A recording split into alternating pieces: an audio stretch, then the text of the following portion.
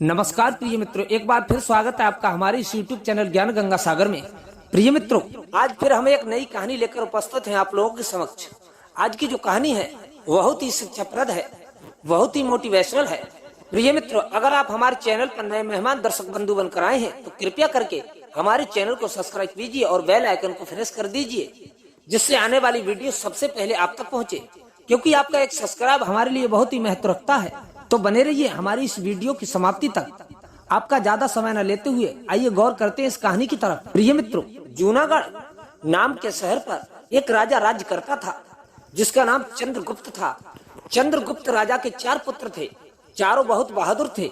लेकिन उन 4 बेटों में एक पुत्र का नाम मदन सेन था। मदन सेन बहुत ही प्रतापी था और साथ साथ सुंदर भी था। मदन सेन की पत्नी का नाम चंद्रप्रभा था। चंद्रप्रभा बहुत सुंदर थी। चंद्रप्रभा अपने समान दूसरी स्त्री को सुंदर नहीं समझती थी और वह हर काम में होशियार भी थी। और चंद्रप्रभा को गाना गाना भी खूब आता था। प्रिय मित्रों, एक दिन राजा चंद्रगुप्त ने मदन सेन को उसकी किसी खता पर नाराज होकर देश से निकाल दिया था। राजा का ये हुक्म सुनकर मदन चिंतित हो गया और वह अपने महल में आ गया। मदन को उदास देखकर मदन की पत्नी ने कहा, आप उदास क्यों हो? आपका चेहरा मुरझाया क्यों है? आप राजकुमार होकर भी इतने उदास हो, इतने चिंतित हो? मदन सेन ने जवाब दिया, प्यारी, तुमसे मैं क्या कहूँ, और तुमसे कहने से कोई लाभ भी नहीं होता। अगर आप सुनना चाहती हो तो सुनो। आज मेरे पिता ने मुझे 12 वर्ष के लिए देश से निकाल दिया है, इसलिए मैं तुमसे विदाई मांगने आया हूँ।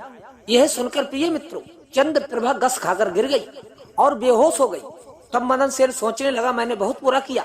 अगर मैं अपनी पत्नी को ये सारी बात नहीं बताता तो मेरी पत्नी आज बेहोश होकर नहीं गिरती।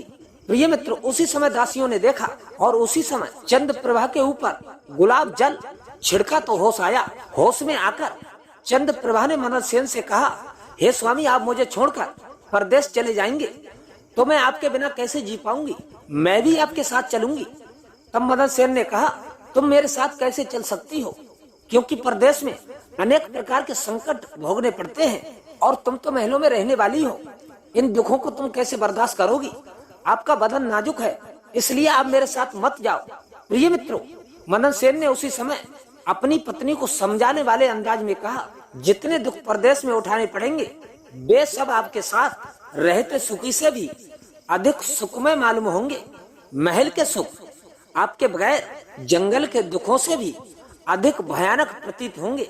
इससे अच्छा तो यही है कि मैं आपके साथ चलूं। चंद्रप्रभा ने आंखों में आंसू भरकर कहा।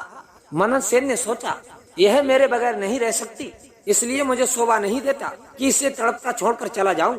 बेहतर यही रहेगा कि अपने साथ ले चलूं। इस विचार के मन में आते ही मदन ने अपनी पत्नी से कहा, तुम उदास मत हो, हम तुम्हें अपने साथ ले चलेंगे।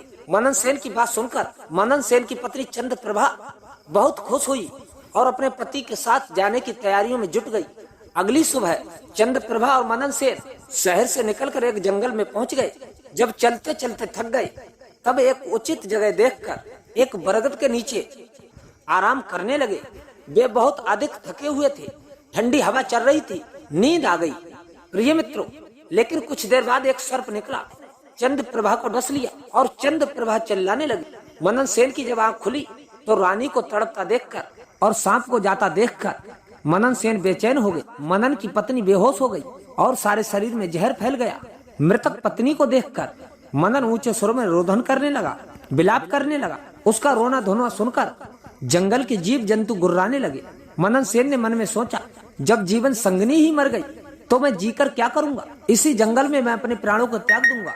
मन में ये विचार करके रानी की लाश के पास से उठा और जंगल में लकड़ियां बीनकर इकट्ठी करने लगा। वह रो रो कर कह रहा था, रानी की चिता में मैं भी जल जाऊंगा। प्रिय मित्रों, उसी समय महादेव और पार्वती पृथ्वी लोक का भ्रमण करते हुए वहां पर पहुंच गए। माता पार्वती ने जब मदन का रुदन सुना तो उस पर दया आ गई। उन्होंने महादेव से कहा, हे प्रभु, यह मानव रो रहा है, इसके रोने से मेरा हृदय कांपता है। आप इस पर दया करके इसके दुख को दूर कीजिए। पार्वती की बातें सुनकर महादेव ने कहा, हे प्रिय, मैं तुम्हें इसलिए अपने साथ नहीं लेकर आ रहा था क्योंकि पृथ्वी पर हर प्रकार के दुख हैं। हम किस किस का दुख दूर करेंगे? इस पर पार्वती ने कहा, हे स्वामी, कुछ भी हो, इसका दुख आपको जरूर दूर करना होगा। पार्वती की बात सुनकर शिव जी पार्वती को लेकर वहां पर आए जहां मदन सेन अपनी पत्नी के वियोग में रोदन कर रहा था। शिव जी ने मदन सेन से पूछा, तू क्यों रो रहा है, तुझको क्या दुख है? तब मदन सेन ने कहा, आप मेरे दुख को क्या जाने, मुझ में अपने दुख कहने की क्षमता नहीं है। मेरा जी चाहता है कि धरती फट जाए और मैं इसी में समा जाऊं। मदन सेन ने काफी दुखी स्वर में कहा। मदन की ये बात सुनकर शिव जी को भी उस पर दया आ गई और मदन से कहा, तू अपना हाल हमसे कहे। तब मदन ने कहा, हे महाराज, मैं जूनागढ़ के राजा चंद्रगुप्त का बेटा हूँ। मेरे पिता ने मुझे देश से निकाल दिया है, इसलिए मैं और मेरी पत्नी इस जंगल में आ गए। यहाँ आकर मेरी पत्नी को सर्प ने डस लिया और वह मर गई। उसका विरह मुझसे सहन नहीं होता, इसलिए मैं लकड़ियों को एकत्रित कर रहा हूँ ताकि अपनी प्यारी पत्नी के साथ जलकर अपने आप को भी अग्नि के हवाले कर दूं। मदन की ऐसी दुख भरी बातों को सुनकर महादेव ने कहा, राजकुमार, तू बड़ा मूर्ख है। यह तो संसार है, यहाँ पर इंसानों का आना जाना लगा रहता है। एक दिन यह शरीर सबको छोड़ना पड़ेगा और तू ये भी जानता है, इस संसार में कोई किसी के साथ नहीं जाता और न ही कोई किसी के साथ आता है। तू बुद्धिमान होकर भी ऐसी बात करता है। अगर तू जीवित रहा तो तुझे बहुत सी रानियां मिल जाएंगी, इसलिए तू मेरा कहना मान, इस विचार को त्याग दे। महादेव के ये वचन सुनकर मदन बोला, महाराज, आपने जो कुछ कहा वह सत्य है, किंतु ऐसी पतिव्रता पत्नी तो किसी जन्म में नहीं मिलेगी, इसलिए इसका वियोग मुझे सहन नहीं होता। मैं इसके साथ ही मरूंगा। मदन के विचार सुनकर महादेव ने जान लिया, यह अपनी पत्नी के बिना रह नहीं सकता। तब महादेव मदन से बोले, राजकुमार, तेरी पत्नी जीवित होने का एक उपाय है। इस रानी की आयु 20 वर्ष की थी, 100 इसने भोग ली। तेरी उम्र 70 वर्ष की, जिसमें 30 वर्ष बीत चुके हैं। अब तेरी उम्र 40 वर्ष बाकी है। यदि तुम अपनी आयु का आधा भाग अपनी रानी को दे दो तो आपकी आयु दोनों की बराबर हो जाएगी। अगर आपको ये बात स्वीकार हो तो आपकी रानी अभी जीवित हो जाएगी। महादेव की बात सुनकर मदन ने कहा, मुझे स्वीकार है।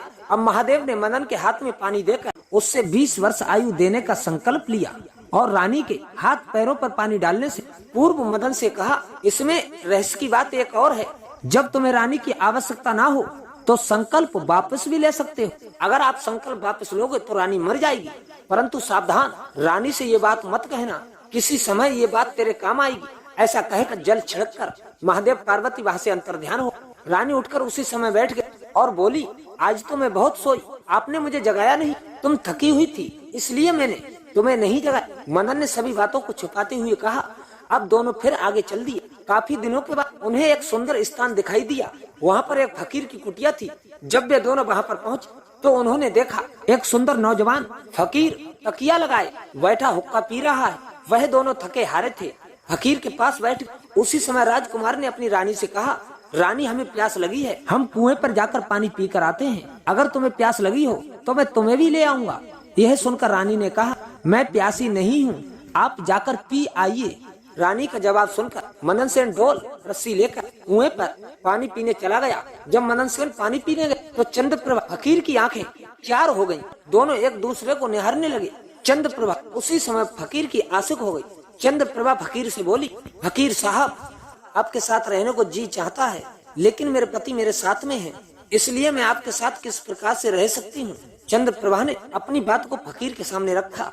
फकीर ने कहा, किसी प्रकार अपने पति को कुआं में ढकेल दो, फिर हम ऐश करेंगे। फकीर की बात सुनकर चंद्रप्रभा ने कहा, ठीक है, मैं ऐसा ही करूंगा। इतने में मदन सेन पानी पीकर आ गया। तब रानी कहने लगी, अब मुझे भी प्यास लग आई है, कुएं पर चलकर मुझे भी पानी पिलाओ। मदन सेन ने कहा, मैंने तो तुमसे पहले पूछा था, तुमने मना कर दिया। खैर कोई बात नहीं, अगर आपको प्यास लगी है तो मैं पानी लेकर आता हूँ। मदन सेन जब पानी लेने चला, पीछे से रानी भी चल दी और कहने लगी, मैं भी तुम्हारे साथ चलूंगी।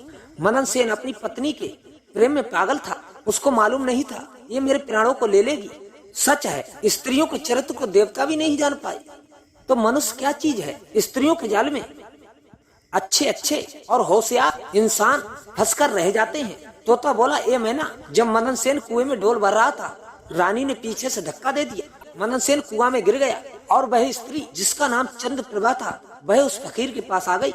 वह फकीर रानी को लेकर चलता बना और दोनों बड़े शहर में जाकर रहने लगे, आनंद के साथ में समय बिताने लगे। प्रिय मित्रों, आगे की कहानी भाग 2 में आपको सुनने को मिलेगी। तो कैसी लगी आज की कहानी हमें कमेंट बॉक्स में अवश्य बताएं। मिलते हैं नेक्स्ट वीडियो में, तब तक के लिए जय श्री कृष्ण, जय श्री श्याम।